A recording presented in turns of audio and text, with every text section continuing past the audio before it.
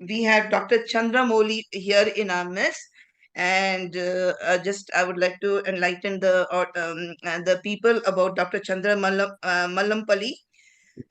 He holds the Fletcher Jones Foundation Chair in Social Sciences at Westmont College, California, where he serves as Professor of History. Dr. Chandra Mallampalli is a distinguished historian of modern South Asia with expertise in the intersection of religion, law, and society, with particular focus on the formation of religious identities during the colonial period. He is the author of four historical monographs published by prestigious academic presses, including Oxford University Press, Cambridge University Press, and Routledge. Dr. Malampalli's most recent book, South Asia's Christians, Being Hindu and Muslim, published by the Oxford University Press in 2023, examines how the lives of Christians have been shaped by centuries of interactions with Hindus and Muslims of the Indian subcontinent.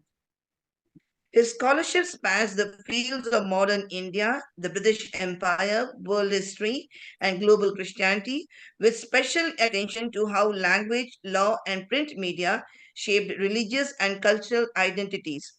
In 21-22, he was an inaugural Young Visiting Scholar at Harvard Divinity School, and in 23-24, a research scholar at the Clark Center for the Study of Constitutional Democracy at Boston College.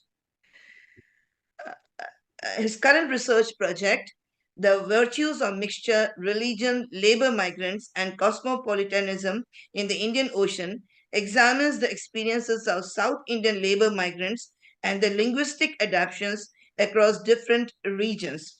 We welcome Dr. Chandra Mallampalli to speak on the topic Bible translation and Christian media. Over to you. Yes, sir. Okay, thank you so much for your kind introduction. I'm delighted to be a part of this this conversation. I'd like to thank, first of all, my distinguished colleagues, Dr. John Samuel and Dr. Karbaman, for their excellent presentations on the linguistic contributions of missionary scholarship. Because of the overlap between their presentations and mine, I'm going to pass over some of the material that I gave about orthographies and dictionaries and Dravidian school and, Indo-Aryan languages, and focus on a couple of other things that I think might be a good contribution to this discussion. I'm going to share my slides at this time. I would like to use this opportunity to begin by commemorating a couple of renowned scholars of world Christianity and Christianity in India. Last week, we attended the memorial of Dr. Robert Eric Frickenberg, who passed about 3 weeks ago, several weeks ago. Dr. Frickenberg was my PhD mentor at the University of Wisconsin-Madison, and is arguably one of the leading historians of Christianity in India, and one of the most outstanding historians of the British Raj in India. He is originally known for producing a view of Indian history that emphasizes the centrality of Indians in the history of the Raj. His first book was a book that distinguished itself on a couple of levels. First, it was the first book to put South India on the map of Indian history. Historians of India have tended to focus on Calcutta and Bengali history, or the history of Delhi, or even the history of Mumbai. But very few people, until Dr. Frickenberg wrote Guntur District, paid attention to South India. And so this was a game-changing book that he published in 1965. Another distinguishing feature of his approach to history at that time is its focus on Indian agency, the role and active agency of Indians in the imperial system that we now call the Raj. Prior to the publication of Guntur District, people tended to focus on British policies and their impact on India. And historians also focused on the freedom movement. Everybody liked to write about the freedom movement and the challenges to British rule by Indians. and the emphasis was on the all India nature of British imperialism.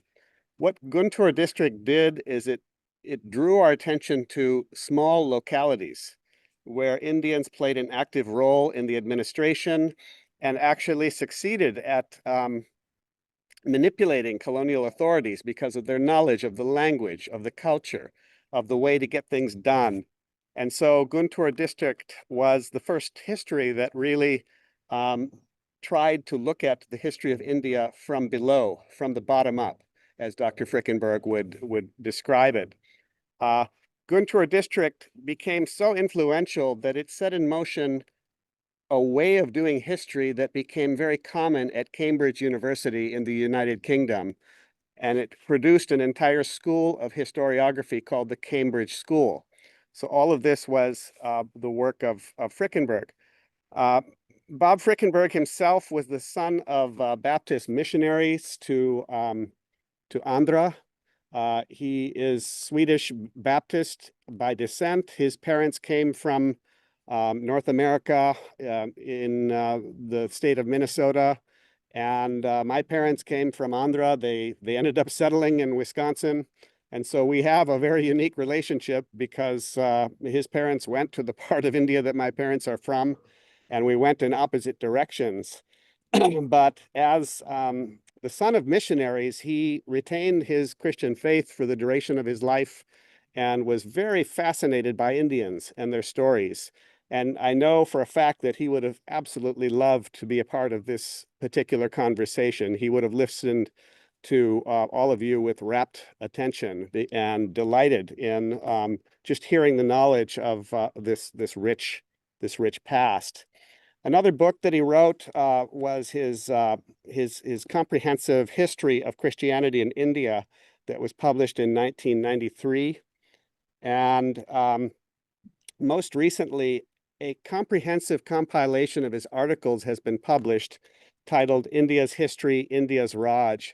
And it will give you an idea of the level of sophistication of his approach to history and his Indo-centric approach to history, his attentiveness to issues of bureaucracy, of land control, of taxation, and all the things that brought him into the mainstream of the profession throughout the course of his life. A very, very fascinating compilation of his articles. He also has written many articles on the emergence of Hindu fundamentalism in India and its challenge to the structural stability of India. And some of the things that he was writing in the 1980s proved to be very fortuitous and anticipates the crises that we are now experiencing in contemporary India and actually in many different parts of the world.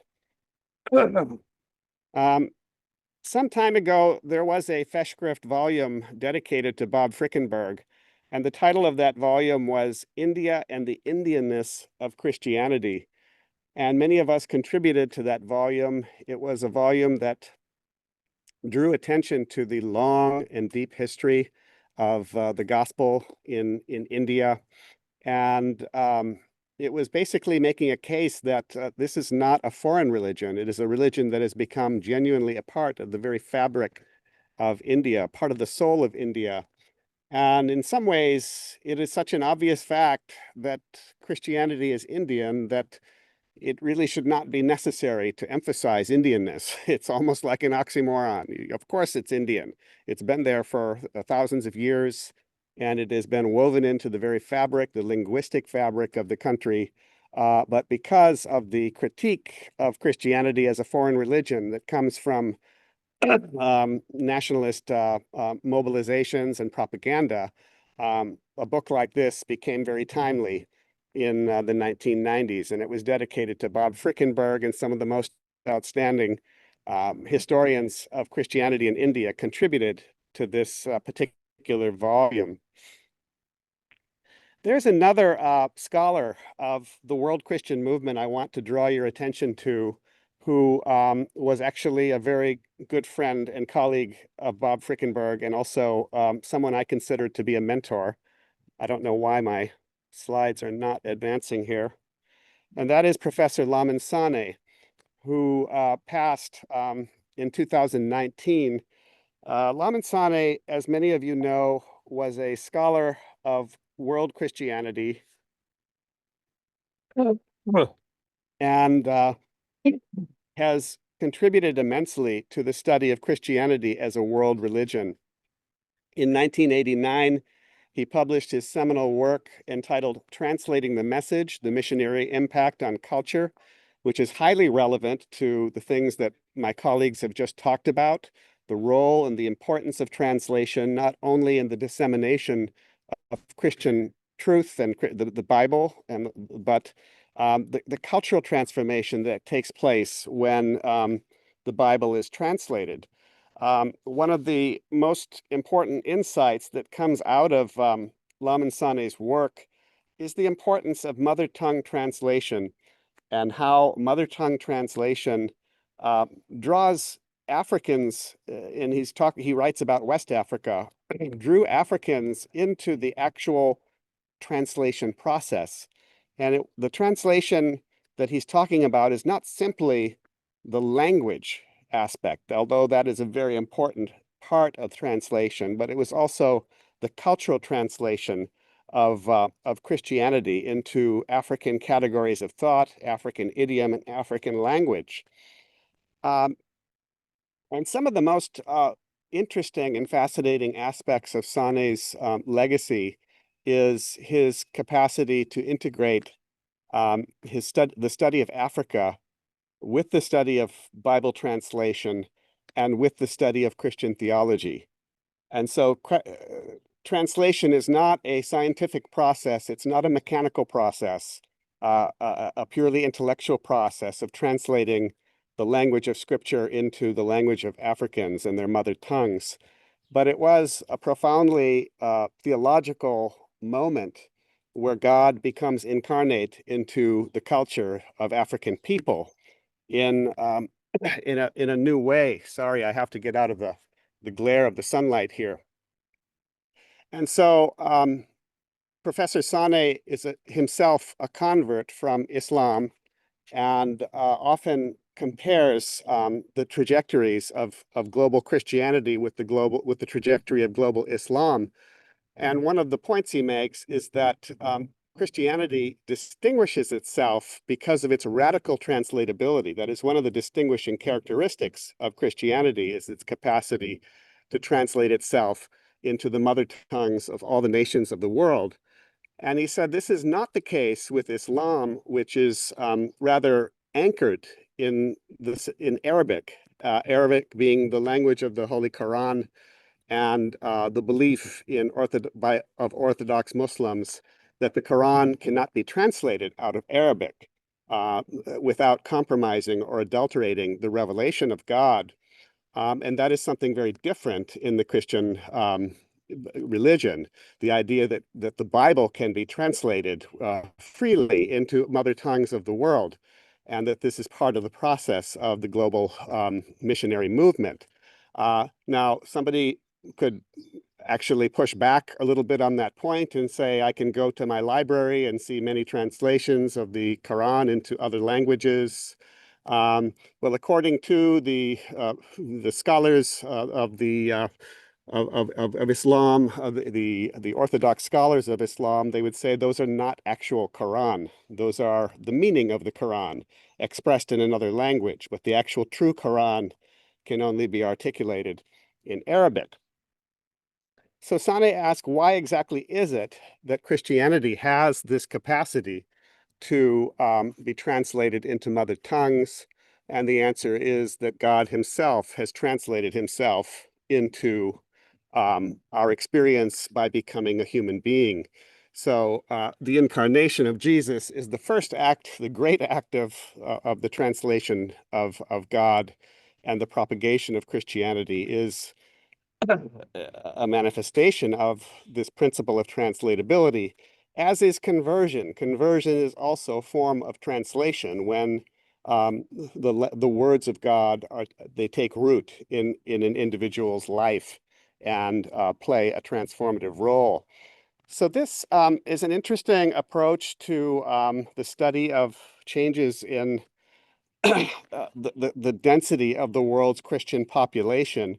And before I get into this slide, I just want to say that there is a very strong chemistry that developed between Bob Frickenberg and Lamin Sanneh around the issue of translatability, because Frickenberg's major intellectual project was to demonstrate the active agency of Indians in the conversion process, that many of the conversion movements in India were initiated by Indians. Foreign missionaries played the initial role of setting the stage, but they were like a detonator. And the real change was initiated by Indians through their participation in the conversion process and through by playing the roles of catechists and teachers and evangelists. And that intersected very nicely with Lamin Sanneh's emphasis on African agency in the Christianization of Africa. Um, One of the differences, well, let me get to this map here.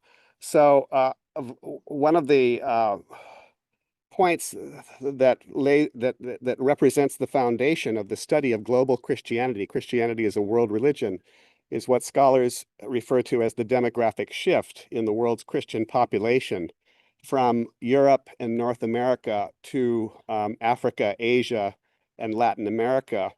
And today, the majority of the world's Christians are in the global South, and that is a paradigm shift that has taken place pretty much over the last 30 or 40 years. So it's a relatively recent um, phenomenon that Christianity can no longer be referred to as a Western religion. It's no longer a predominantly European religion. Christianity predominates in places like Latin America and Africa. In Africa, more than 30 countries have Christian majorities. And Sanneh would say this is largely because of the principle of translatability and the very things that were discussed by my colleagues on the panel.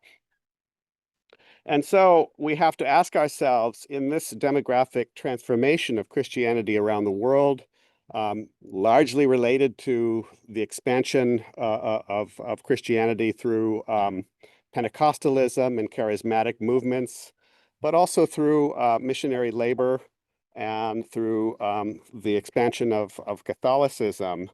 What role does India play? Sorry, I'm losing my capacity to advance my slides here. Um, what exactly is the role? Where does India fit in to this story of the demographic shift? Well, one of the points that is made by Sanneh and other scholars of world Christianity is that this demographic shift has effectively decentered the West in the story of Christianity as a world religion, that the translation of the Bible into mother tongues has actually played a very important role in producing pride in one's language that actually spills over into regional nationalisms, regional patriotisms. And so you have a love of the Tamil language, a love of Bengali, a love of Marathi, a love of Telugu. And these were inspired in no small part by the translation of the very words of God into local languages, the idea that the words of God are not confined to Greek and Hebrew or Latin, but the words of God can be expressed in these very familiar mother tongues. What, after Okay, all, Dr. Chandra, you have 2 minutes left. Just to okay. remind you. Oh, thank you. Yeah. So what, after all, is more an intimate part of um, our identity than our language? And so this is an important aspect of what Sanneh says inspired anti-colonial nationalisms in the world. Let me conclude by drawing attention. Well, this is my own book that came out a couple years ago, and I put this up not simply as an unabashed moment of promotion, but also to just make note of the fact that this is the last book that appeared in Sanneh's um, edited series on world Christianity, his Oxford study of world Christianity, and the book was dedicated to Bob Frickenberg. But let me conclude by drawing attention to the print cultures that emerged in India in the 20th century.